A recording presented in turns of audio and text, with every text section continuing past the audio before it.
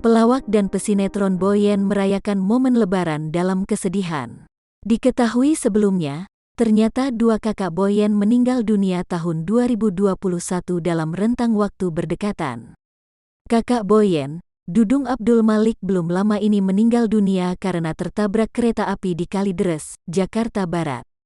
Sedangkan kakak lainnya, Dadang Abdul Mukti, meninggal dunia Minggu tanggal 29 Maret tahun 2021. Lebaran kali ini sedih ya, ditinggal kakak, dua orang enggak ada. Ya kayak ada yang kurang, kata Boyen ketika ditemui di Jagaraksa, Jakarta Selatan, Rabu tanggal 12 Mei tahun 2021. Boyen merasa, Lebaran kali ini berbeda karena kedua kakaknya tidak bisa menemaninya lagi. Lebaran tahun ini sedih. Kayak kaki meja kakinya hilang dua. Tinggal dua lagi kakinya, tapi aku harus kuat kayak pondasi rumah, ucapnya.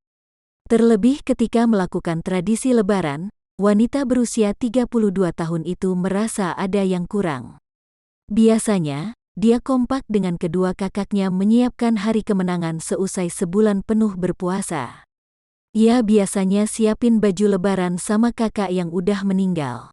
Biasanya salat Id bareng dijemput, sekarang nggak ada kakak, berdua aja sama mama.